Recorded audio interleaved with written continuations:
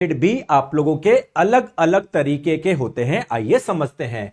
जैसे दोस्तों, क्या मैंने आप लोगों को बताया था क्या कि कार्बोहाइड्रेट आप लोगों को अनाज में भी मिलते हैं, कार्बोहाइड्रेट आप लोगों को फल में भी मिलते हैं, कार्बोहाइड्रेट आप लोगों को सब्जियों में भी मिलते हैं। क्या ये सारे कार्बोहाइड्रेट एक जैसे ही होते हैं क्या? नहीं सर, कार्बोहाइड्रेट जो होते हैं वो अलग अलग प्रकार के होते हैं।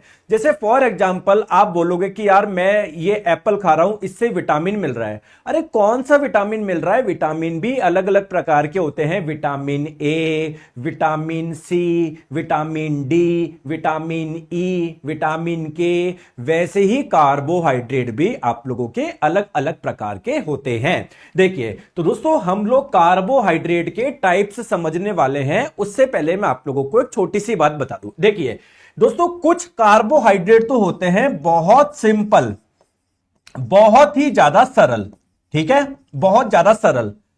दोस्तों कुछ कार्बोहाइड्रेट होती है थोड़ी कॉम्प्लेक्स यानी जटिल। सर यहां पर सिंपल और जटिल से मतलब क्या है? दोस्तों सिंपल का मतलब क्या है? ये वाली कार्बोहाइड्रेट जब आप लोग खाओगे तो इसके डाइजेशन यानी पाचन की आवश्यकता नहीं है, ये हमारी बॉडी में डायरेक्टली एब्जॉर्ब यानी अवशोषित हो जाएंगे। जबकि कॉम्प्लेक्स कार्बोहाइड्रेट ऐसी कार्बोहाइड्रेट को बोलते हैं जब आप लोग खाओगे पहले इसका डाइजेशन होगा, पहले इसका पाचन होगा, फिर ये आप लोगों की सिंपल कार्बोहाइड्रेट में कन्वर्ट होगी, फिर आपकी सिंपल कार्बोहाइड्रेट बॉडी में एब्जॉर्ब होगी। आगे बात समझ में मैं क्या बोलना चाह रहा हूं? तो पहले ये आई होप ये बात समझ में आ गई, ठीक है। दोस्तों क्या आप लोगों को इंग्लिश आती है क्या? नहीं सर, मैं तो रेलवे की तैयारी कर रहा हूं, इंग्लिश क्यों पढ़ूं? दोस्तों इतना तो आप लोग जानते होंगे, लेटर किसे बोलते हैं? जैसे दोस्तों ए, बी, सी, डी, ई, एफ, ये क्या है? लेटर है। दोस्तों लेटर से मिलके क्या बनते हैं? वर्ड बनते हैं। जैसे अगर मैं एक वर्ड बोलूं, एक शब्द बोलूं, क्या? हेलो, ये एक शब्द है, तो क्या ये आप लोगों का बहुत सारे लेटर से मिलके बना हुआ है क्या? बहुत बढ़िया। और दोस्तों वर्ड्स यानी शब्दों से मिलके क्या बनते हैं? वाक्य बनते हैं। हेलो, हाउ आर यू, है ना? तो ये एक पूरा सेंटेंस है यानी वाक्य है। तो इनमें से सबसे सिंपल कौन है? लेटर। उससे थोड़ा जटिल कौन है? वर्ड यानी शब्द। और वर्ड से भी थोड़ा जटिल कौन है? सेंटेंस है यानी वाक्य है। जैसे दोस्तों A, L, I, O, V, U, Y, ये सारे क्या है? लेटर है। आ गई बात समझ में? ठीक है, अक्षर है। और दोस्तों लेटर से मिलके क्या बनता है? वर्ड बनता है। जैसे मैंने यहां पर ये लिख दिया लव, ये एक वर्ड है, ये लेटर से मिलके बना हुआ है ना, एल ओ वी ई। दोस्तों एक वर्ड मैंने और लिख दिया यू। दोस्तों क्या वर्ड आपके वर्ड्स यानी शब्दों से मिलके क्या मैं कोई सेंटेंस बना सकता हूं क्या? जैसे मैंने आप लोगों को बोला आई लव यू, तो एक सेंटेंस हो गया, वाक्य हो गया। तो इनमें से सबसे सिंपल कौन है? ये सबसे सिंपल है। ये थोड़ा कॉम्प्लिकेट, थोड़ा सा जटिल है, ये और ज्यादा जटिल है। सिमिलरली कुछ कार्बोहाइड्रेट होती है जो बहुत सिंपल होती है, कुछ कार्बोहाइड्रेट होती है जो थोड़ी जटिल होती है, कुछ कार्बोहाइड्रेट होती है जो बहुत ज्यादा जटिल होती है। तो कार्बोहाइड्रेट्स के हम लोग टाइप समझने वाले हैं। कार्बोहाइड्रेट बेसिकली दोस्तों तीन टाइप की होती है। एक जो सबसे सिंपल, जो सबसे सरल कार्बोहाइड्रेट होती है उसे हम लोग बोलते हैं मोनोसैकेराइड। ये मोनोसैकेराइड क्या है? सबसे सरल कार्बोहाइड्रेट है, सबसे सिंपल कार्बोहाइड्रेट है। बहुत बढ़िया, क्लियर है? दोस्तों दो मोनोसैकेराइड मिलके एक जो कार्बोहाइड्रेट बनाती है उसे बोलते हैं डाइसैकेराइड। डाइसैकेराइड ऐसी कार्बोहाइड्रेट को बोलते हैं जो कि दो मोनोसैकेराइड से मिलके बनी होती है, यह भी एक प्रकार की कार्बोहाइड्रेट है। और दोस्तों जब बहुत सारी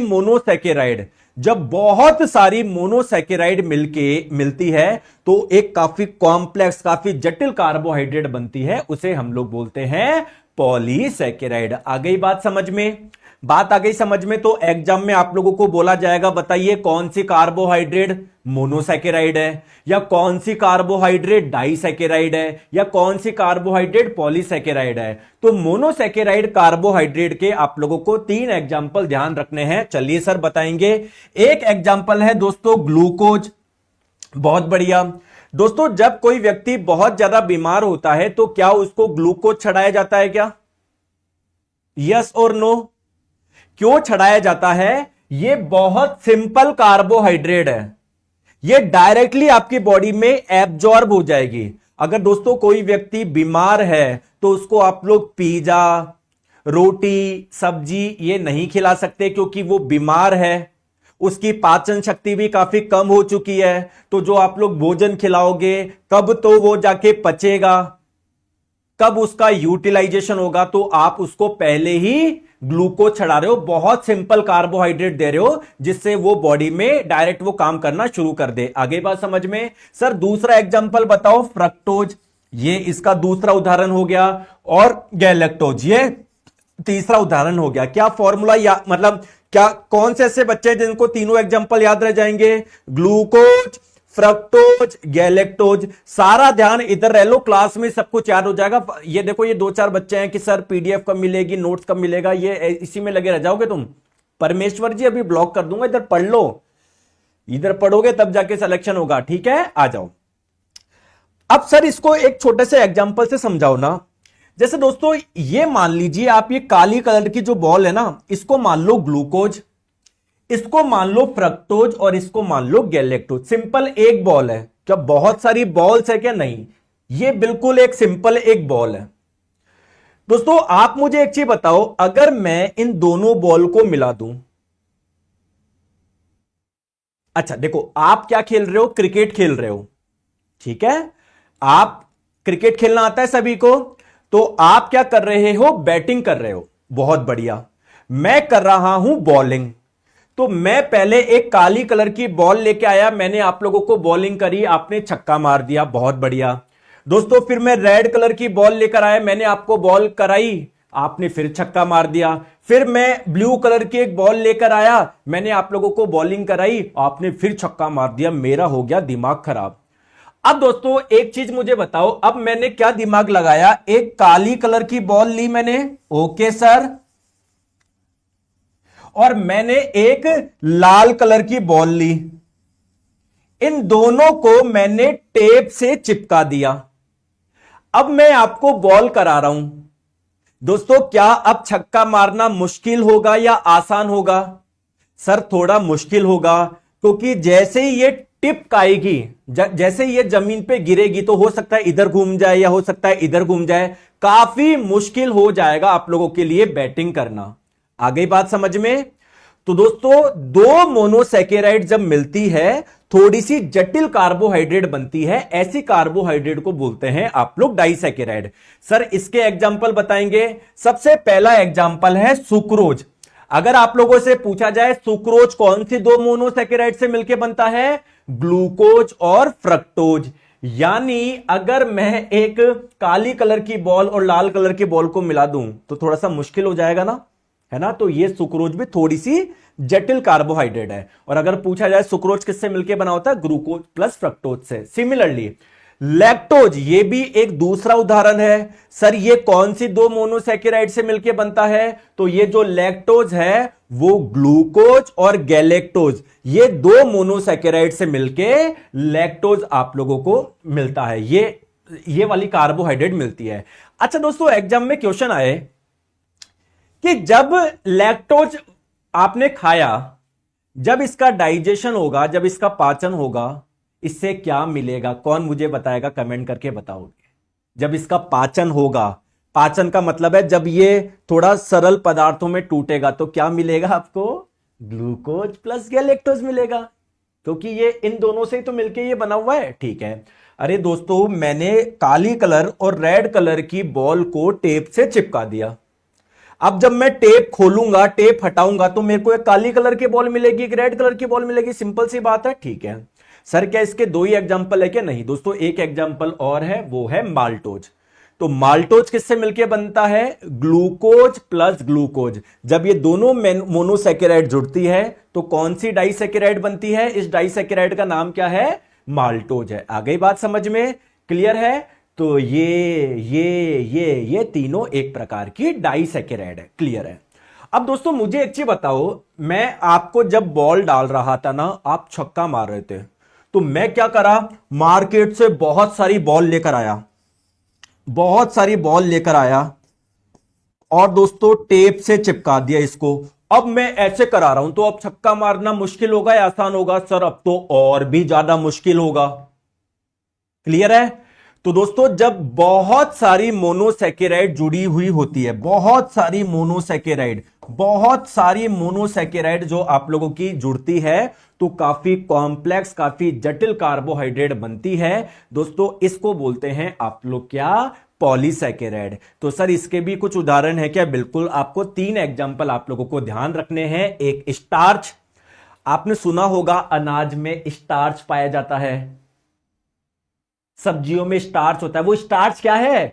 वो एक प्रकार का कार्बोहाइड्रेट है। बहुत बढ़िया, ठीक है दोस्तों। सेल्यूलोज, ये भी आपका एक प्रकार का कार्बोहाइड्रेट है। कैसा है? पॉलीसैकेराइड है, ठीक है। और ग्लाइकोजन, ये क्या है? ये भी एक प्रकार का कार्बोहाइड्रेट है। आ गई बात समझ में?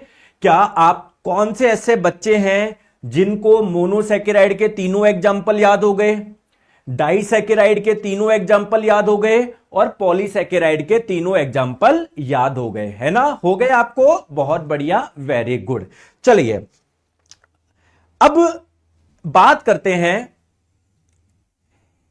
इन तीनों के बारे में थोड़ा समझते हैं, फिर इन तीनों के बारे में समझेंगे, फिर इन तीनों के बारे में समझेंगे। आ गई बात समझ में? चलिए तो पहले क्वेश्चन कर लेते हैं, देखते हैं अगर आप लोगों को याद हो गया तो बताओ।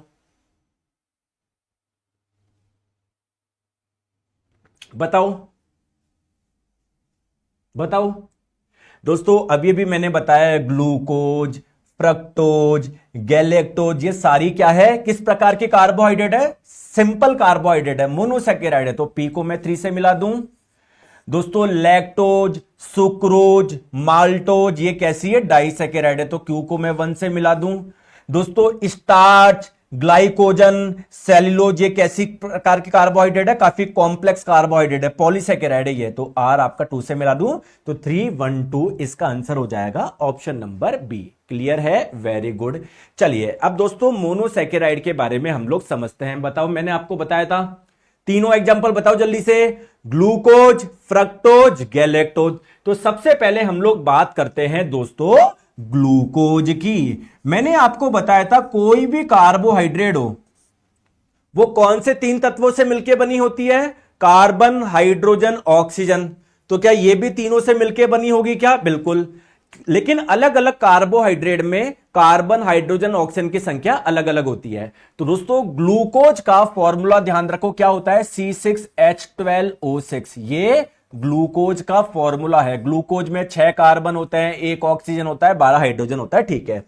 अब मेरे दोस्तों मेरी बात को ध्यान से समझो, एक चीज बताऊं दोस्तों, जब आप लोग कार्बोहाइड्रेट खाते हो, मान लो आपने काफी कॉम्प्लेक्स, काफी जटिल कार्बोहाइड्रेट खाई है, तो जब इसका डाइजेशन होगा, पाचन होगा, आपको क्या सिंपल कार्बोहाइड्रेट मिलेगी? क्या सरल कार्बोहाइड्रेट मिलेगी? क्या बोलो यस और नो? बिल्कुल। और सिंपल कार्बोहाइड्रेट के एग्जांपल क्या है?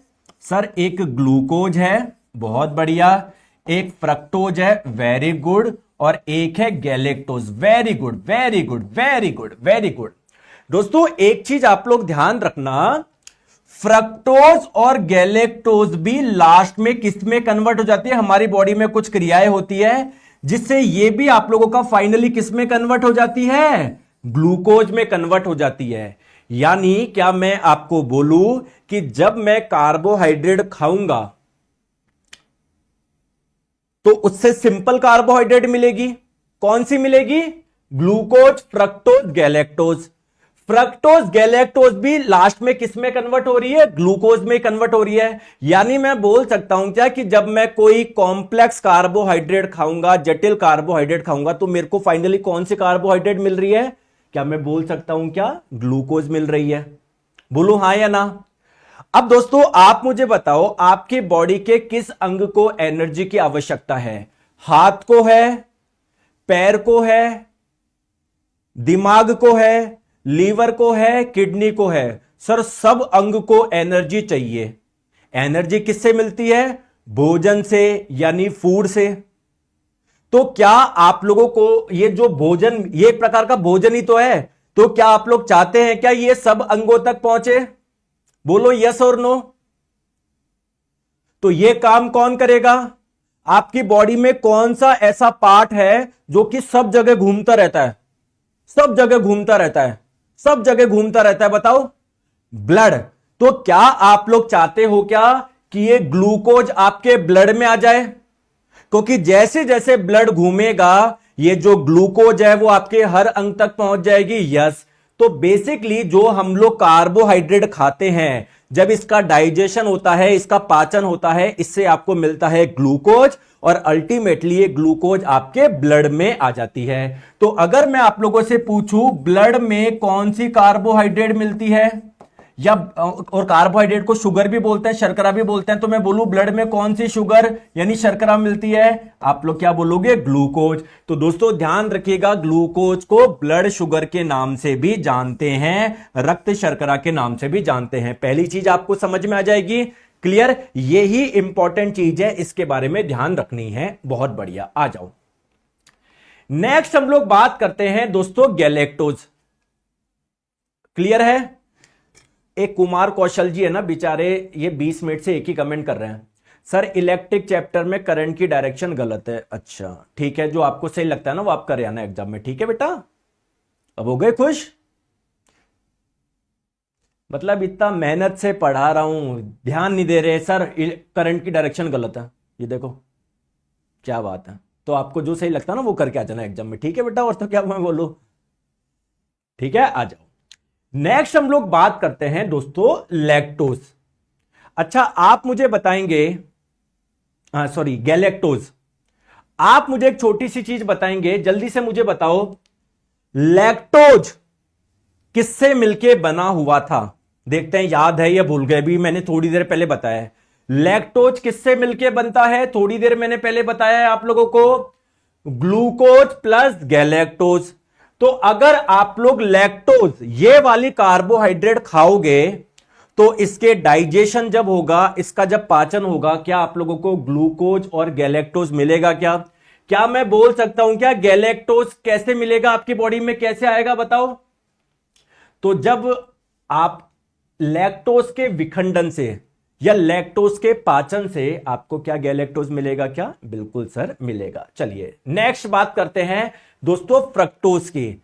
दोस्तों ये वाली जो कार्बोहाइड्रेट होती है ना सबसे मीठी होती है। तो जितने भी फल होते हैं उनका स्वाद मीठा क्यों होता है? क्योंकि उसमें ये वाली कार्बोहाइड्रेट पाई जाती है फ्रक्टोज। तो फलों में जो मीठापन होता है उसके पीछे कौन रेस्पॉन्सिबल है? ये ही वाली कार्बोहाइड्रेट रेस्पॉन्सिबल है। या जितनी भी कार्बोहाइड्रेट होती है उनमें सबसे मीठी कौन सी होती है? ये ही होती है। आ गई बात समझ में? चलिए दोस्तों एक चीज ध्यान रखना, ग्लूकोज का फॉर्मूला C6H12O6 होता है, और गैलेक्टोज का भी फॉर्मूला यही होता है, और फ्रक्टोज का भी फॉर्मूला यही होता है। आप लोग बोलोगे गुरुजी अगर सबके फॉर्मूले सेम है तो इनके नाम अलग अलग क्यों दिए गए हैं?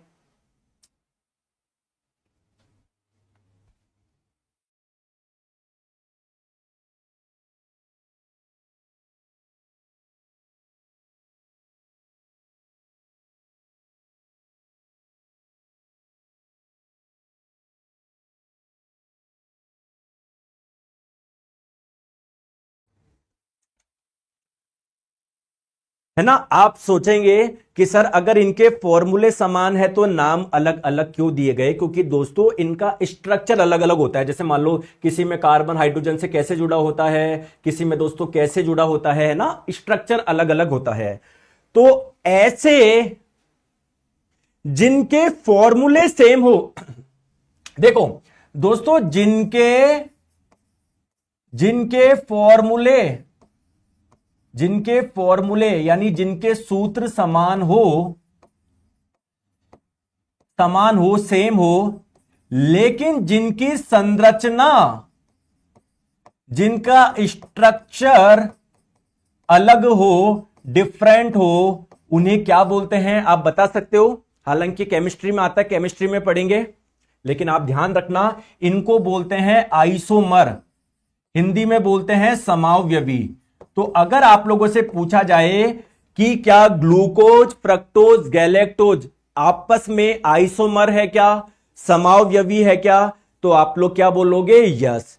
क्यों है दोस्तों? क्योंकि तीनों के फॉर्मूले समान है, स्ट्रक्चर अलग अलग है। बहुत बढ़िया, आ गई बात समझ में?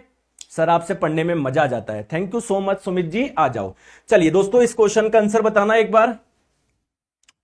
ग्लूकोज का फॉर्मूला है ना, अभी भी मैंने बताया ग्लूकोज का फॉर्मूला क्या होगा? C6H12O6 होगा। आ गई बात समझ में? ठीक है, चलिए दोस्तों इसका आंसर बताएंगे। फलों को मीठा बनाने के लिए कौन सी शर्करा या कौन सी शुगर रेस्पॉन्सिबल है? बताओ। शुगर किसको बोलते हैं? कार्बोहाइड्रेट को ही हम लोग शुगर के नाम से जानते हैं। तो इसमें कौन सी कार्बोहाइड्रेट होती है जिसकी वजह से ये इतने मीठे होते हैं? फ्रक्टोज। आ गई बात समझ में? चलिए अब हम लोग बात करते हैं डाइसैकेराइड की। 3 एग्जांपल मैंने आप लोगों को बताए थे, ठीक है? कौन कौन से बताए थे? Sucrose, maltose, lactose. तो सबसे पहले बात करते हैं दोस्तों किसकी? सुक्रोज की। दोस्तों आप लोग मुझे एक चीज बताइए, आप लोग क्या चीनी का इस्तेमाल करते हैं क्या? चीनी का? हाँ सर, चाय बनाने में भी करते हैं, घर में कोई मिठाई बन रही है उसमें भी करते हैं।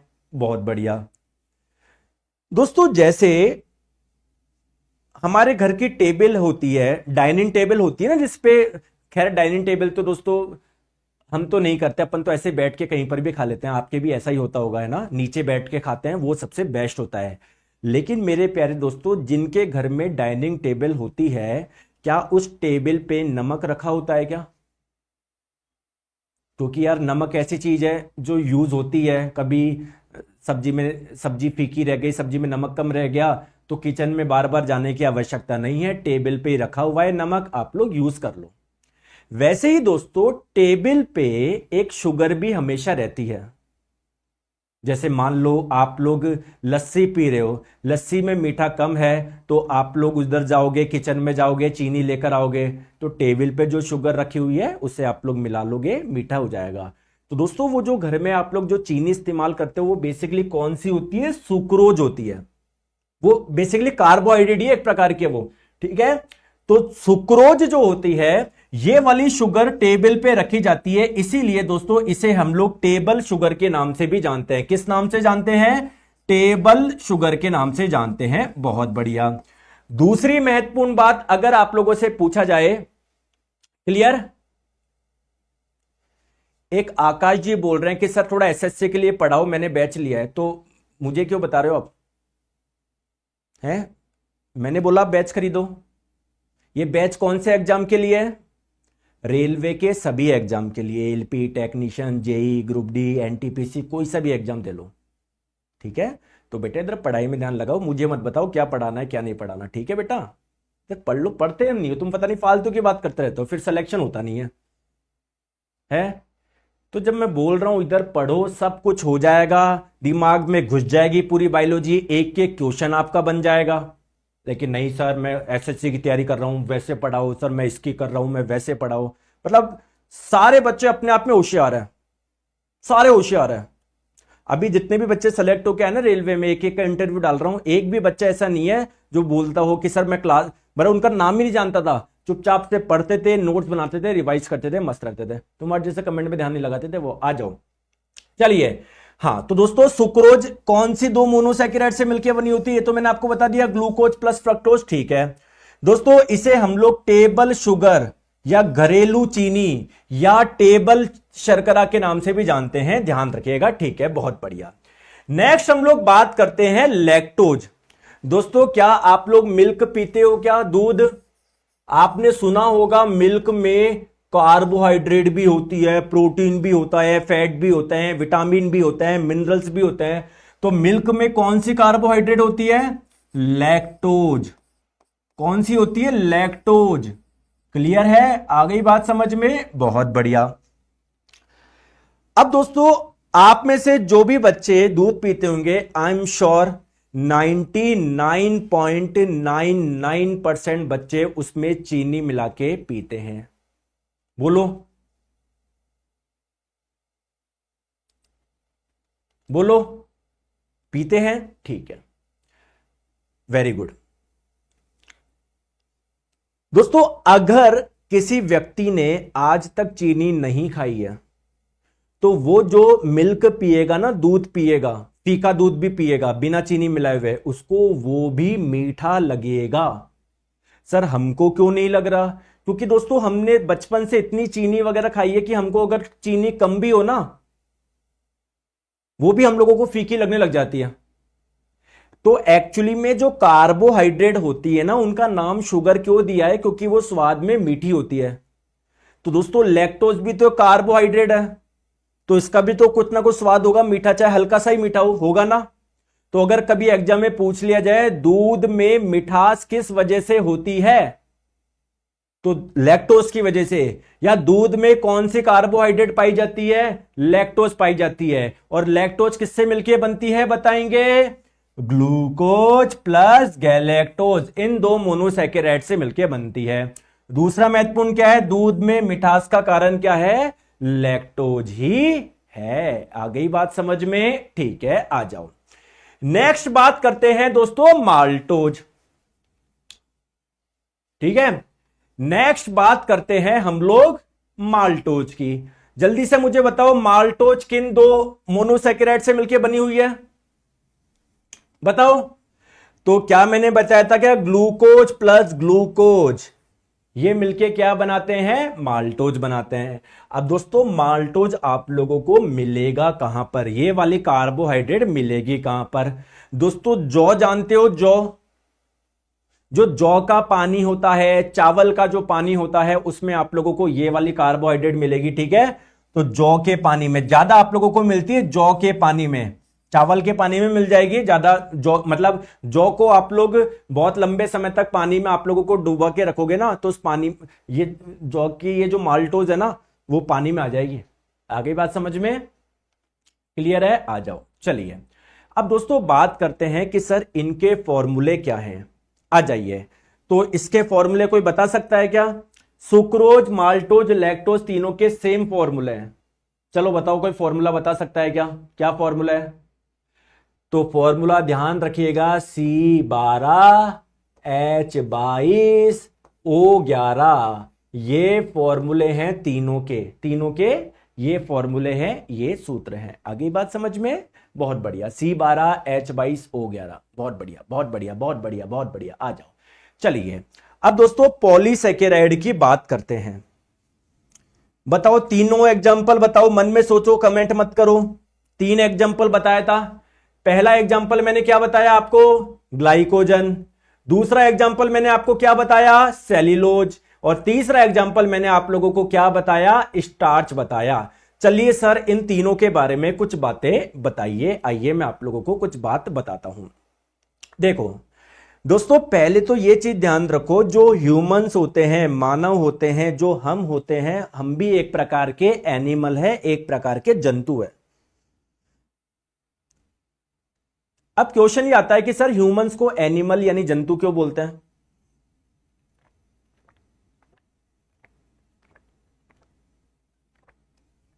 देखो बायोलॉजी के अनुसार अगर कोई जीव बहुत सारी कोशिका से मिलकर बना हुआ है, अगर उसमें प्रकाश संश्लेषण नहीं होता है ना, और भी 3-4 चीजें हैं, अभी मैं बोलूंगा तो आप कंफ्यूज हो जाओगे, तो उनको एनिमल्स बोलते हैं, जंतु बोलते हैं। तो हमारे में भी दोस्तों वैसी ही चीजें होती है बाकी एनिमल्स के जैसे, तो हम भी एनिमल है, जंतु है। बहुत बढ़िया, आ जाओ।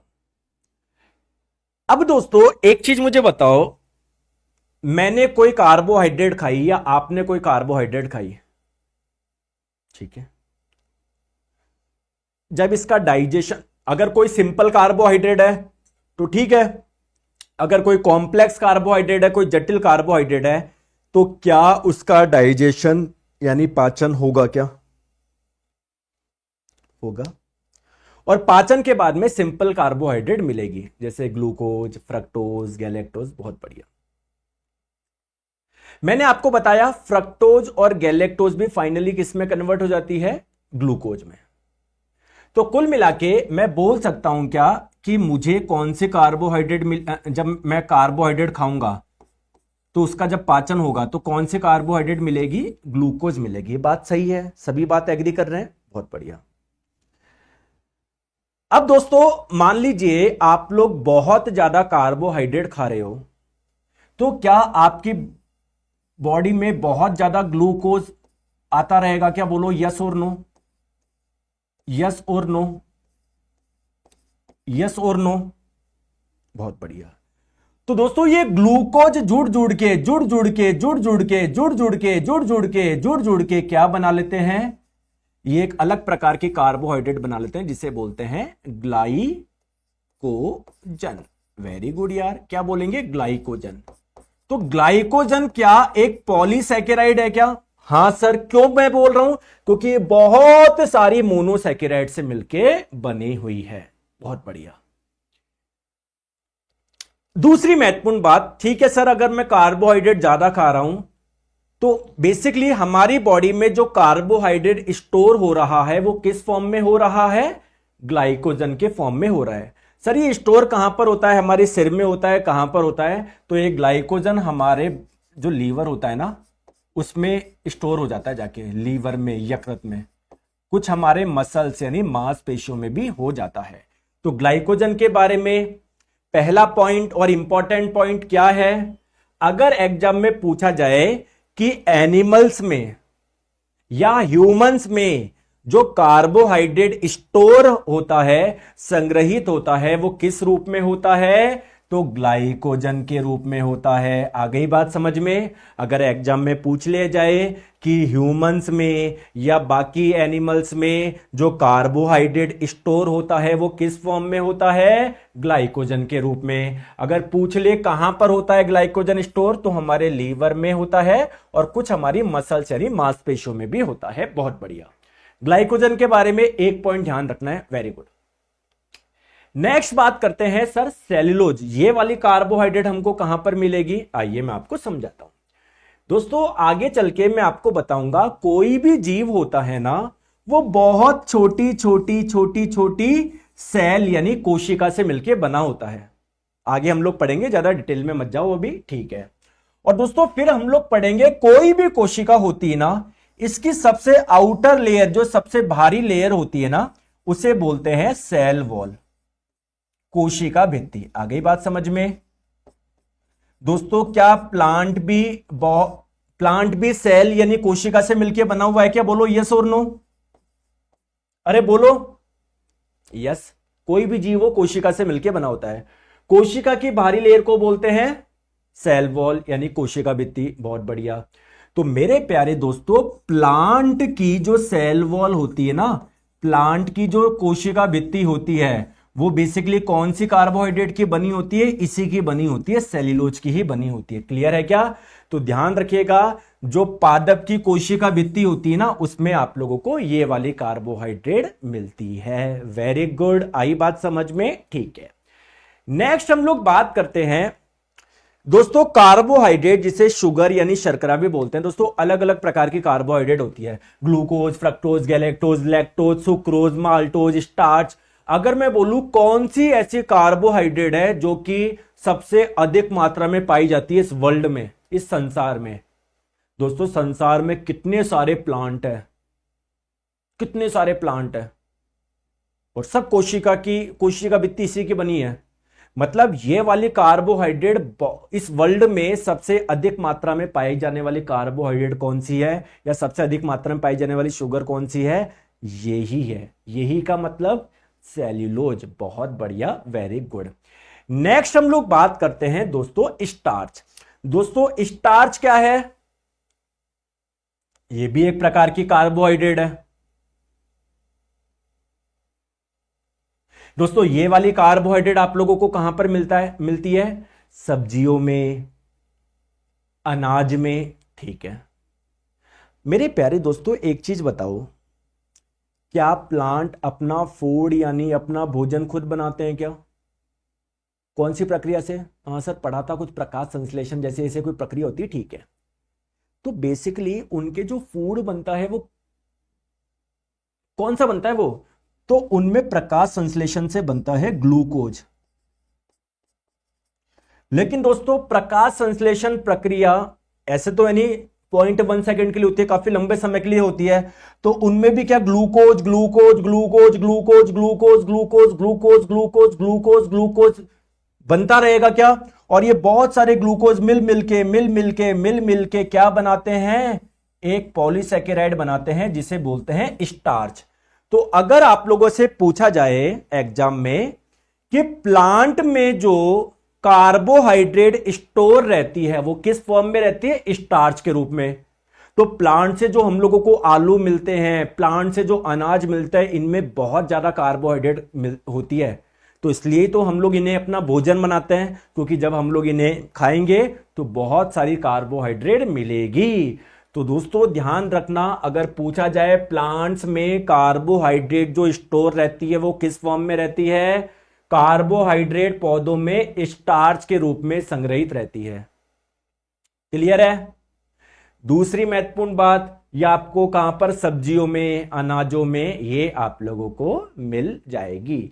चलिए दोस्तों एक क्वेश्चन करते हैं, बताइए इसका आंसर।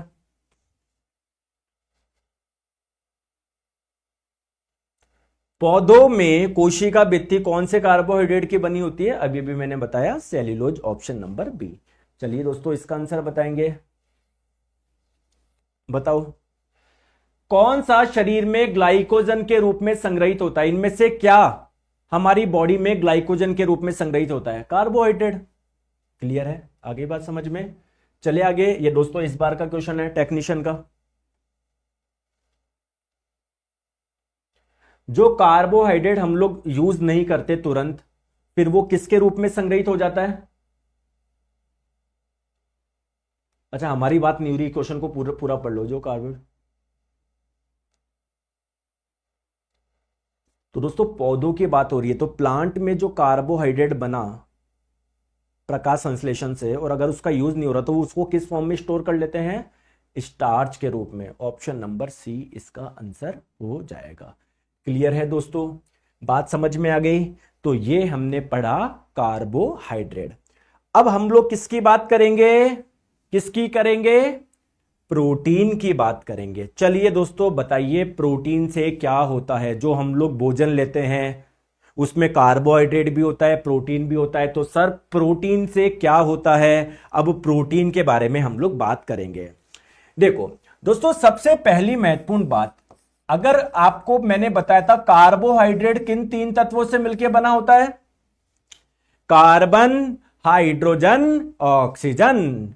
अगर आप लोगों से पूछा जाए प्रोटीन किन तत्वों से मिलकर बना होता है, तो protein carbon, hydrogen, nitrogen and oxygen.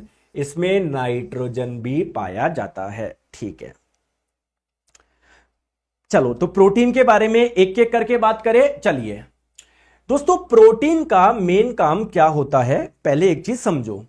दोस्तों क्या हमारी बॉडी बहुत सारी सेल्स यानी बहुत सारी कोशिका से मिलकर बनी होती है क्या? बहुत सारी सेल्स यानी बहुत सारी कोशिकाओं से मिलकर बनी होती है क्या?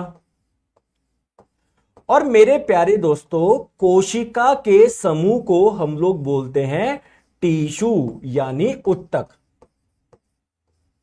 दोस्तों हमारे स्किन में कहीं पे भी हल्का सा कट लग जाए तो उस, मान लो मेरी स्किन पे हल्का सा कट लग जाए तो वहां पर पता नहीं कितनी हजारों लाखों कोशिकाएं क्या हो जाएगी? डैमेज हो जाएगी, क्षतिग्रस्त हो जाएगी। बोलो यस और नो। क्या मैं बोल दूं क्या बहुत सारी कोशिकाएं हैं तो कोशिका के समूह को क्या बोलते हैं? टिश्यू यानी उत्तक। तो यहां पर अगर हल्का सा कट लग गया तो मैं बोल सकता हूं क्या हजारों लाखों कोशिकाएं क्या हो गई? क्षतिग्रस्त हो गई, डैमेज हो गई। या मैं बोल दूं क्या यहां का टिश्यू, यहां का उत्तक डैमेज हो गया। बोलो यस और नो। इसका मतलब यहां की कोशिकाएं डैमेज हो गई, क्षतिग्रस्त हो गई। बहुत बढ़िया। तो फिर अब क्या होगा दोस्तों? यहां पर नई कोशिकाओं का निर्माण होगा, या मैं बोलूं नया टिश्यू बनेगा। क्लियर है? दोस्तों मान लीजिए अगर यहां पर घाव हो जाता है, घाव कोई लग गई आपके, तो मैं बोल सकता हूं कि यहां पर यहां का टिश्यू, यहां का उत्तक डैमेज हो गया। तो आप चाहते हो क्या यहां के टिश्यू का वापस निर्माण हो, यहां की कोशिकाओं का वापस निर्माण हो? बोलो, चाहते हो आप लोग? तो जब भी किसी व्यक्ति के घाव वगैरह कुछ हो जाता है ना, वो देखना हमेशा उसको क्या सलाह दी जाती है, भाई पनीर खा, भाई ये खा, क्योंकि प्रोटीन ज्यादा होता है उनमें। तो प्रोटीन हमारे घाव को भरने में बहुत सहायक होता है, या मैं बोलूं टिश्यू के निर्माण में, उत्तक के निर्माण में बहुत लाभदायक होता है। दोस्तों मजा आ रहा है नहीं आ रहा बताओ पढ़ने में, है ना? तो प्लीज मैं आप लोगों से एक ही चीज बोल रहा हूं, आप अपना सारा ध्यान बस पढ़ने में दो, पढ़ाने का काम आप मुझ पे छोड़ दो। आप लोगों को शानदार बेहतरीन चीज मिलेगी। एक एक क्वेश्चन करेंगे हम लोग, 2024 के भी करेंगे। अब आप लोग सोचेंगे सर अभी तो 2024 का एक ही क्वेश्चन करा है, क्योंकि दोस्तों अभी तक इस चैप्टर से एक ही क्वेश्चन पूछा गया है।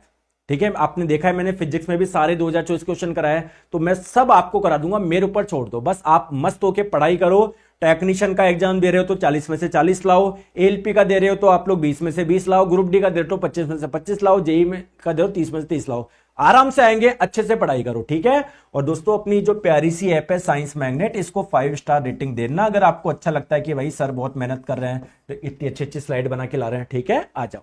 चलिए, हाँ मैं क्या बोल रहा था, थोड़ा सा पानी पी लेता हूं मैं।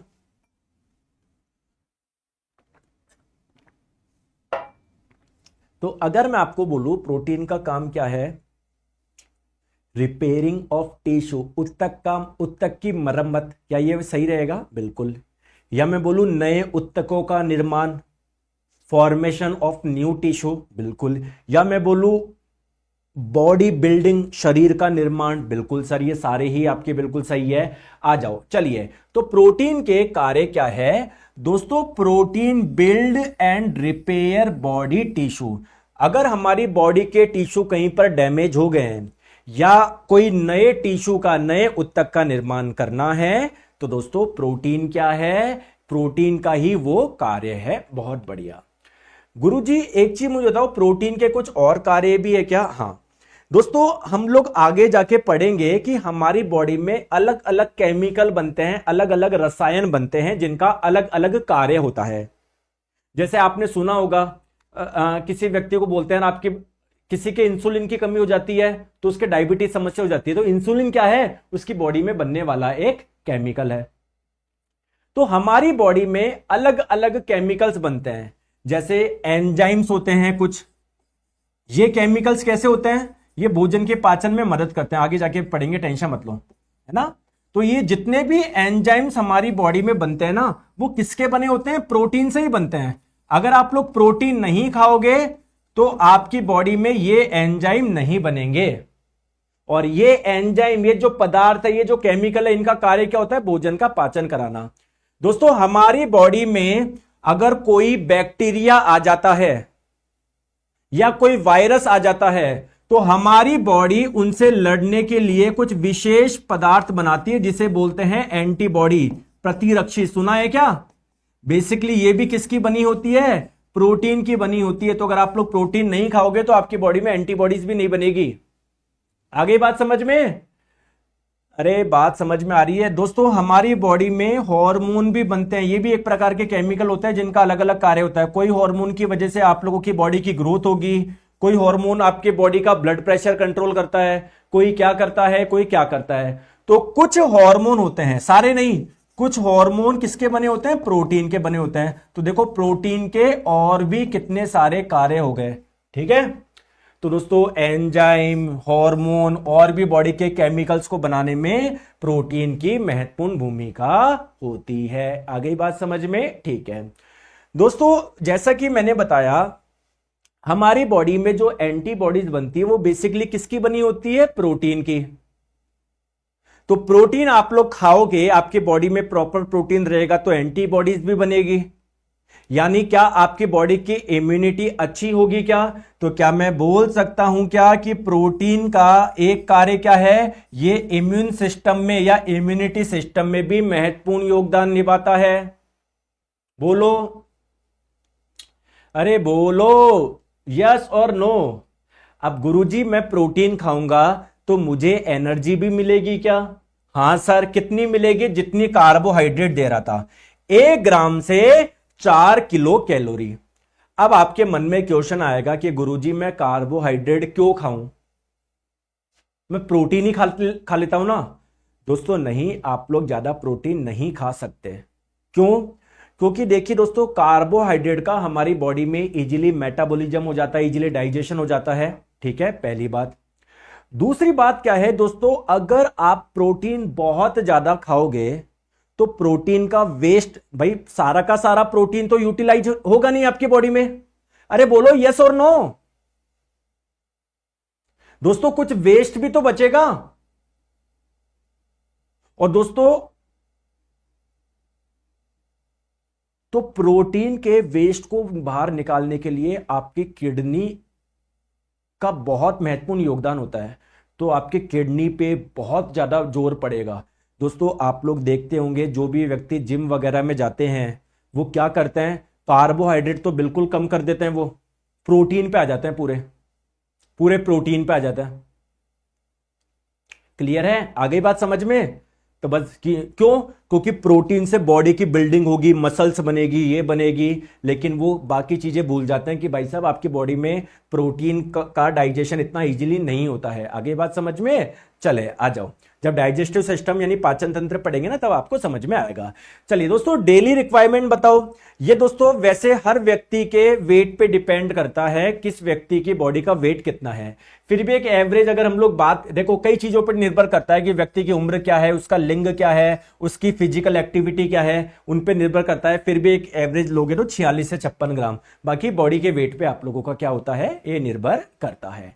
चलिए अब दोस्तों, अब प्रोटीन के बारे में थोड़ा सा हम लोग समझते हैं। देखो दोस्तों, जो प्रोटीन होता है ना वो बहुत छोटी छोटी बहुत छोटी छोटी बहुत छोटी छोटी बहुत छोटी छोटी यूनिट से मिलकर बना होता है। मतलब बेसिकली देखोगे ना कि ये एक चेन जैसा होता है ये, जिसमें ये, अच्छा आपने मोतियों की माला देखी है? मोतियों की माला, दोस्तों मोतियों से मोतियां मिलके क्या बना रहे हैं, एक माला का निर्माण कर रहे हैं। सिमिलरली दोस्तों प्रोटीन का स्ट्रक्चर भी कुछ ऐसा ही होता है। प्रोटीन भी बहुत छोटी छोटी यूनिट से मिलके बना होता है, जिसे हम लोग बोलते हैं अमीनो एसिड।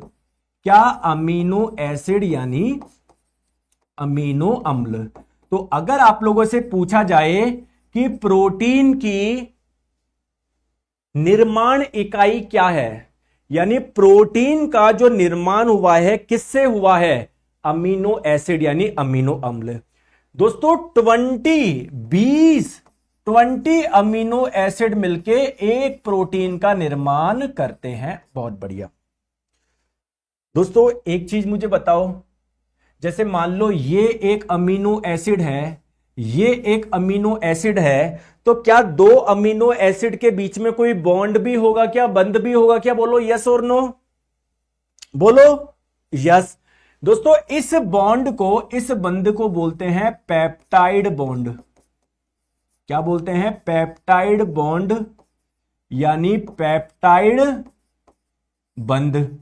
अच्छा मुझे बताओगे, आपको एक पेप्टाइड बॉन्ड मिलेगा या एक से ज्यादा मिलेगा? आपको प्रोटीन में केवल एक पेप्टाइड बॉन्ड मिलेगा या एक से ज्यादा मिलेगा? बहुत सारे मिलेंगे ना, बहुत सारे मिलेंगे ना। तो इसीलिए प्रोटीन का एक अलग नाम भी है, क्या? पॉलीपेप्टाइड। पॉली का मतलब होता है बहुत सारे, तो पॉलीपेप्टाइड भी बोलते हैं। क्यों? क्योंकि इसमें बहुत सारे पेप्टाइड बॉन्ड आपको देखने को मिलते हैं इसके स्ट्रक्चर में। क्लियर है? आगे बात समझ में आ जाओ। तो दोस्तों प्रोटीन बेसिकली क्या है, एमिनो एसिड की लंबी एक श्रृंखला होती है।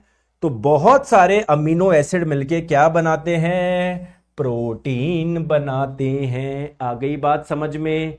क्लियर है? आ जाओ। अब मैंने आप लोगों को बताया, यहां तक चीज क्लियर है? कोई समस्या, कोई दिक्कत नहीं सर? आ जाओ। अब दोस्तों एक चीज आप लोग ध्यान रखना,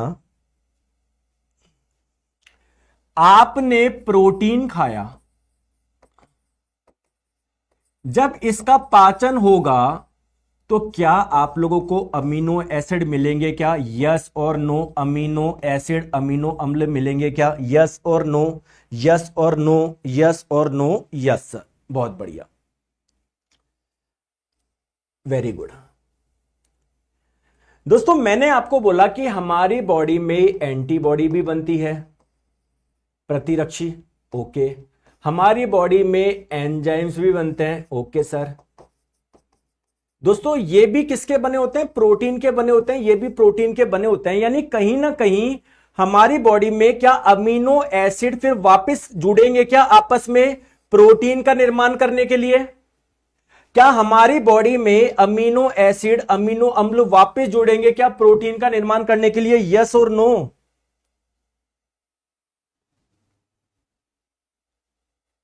बोलो।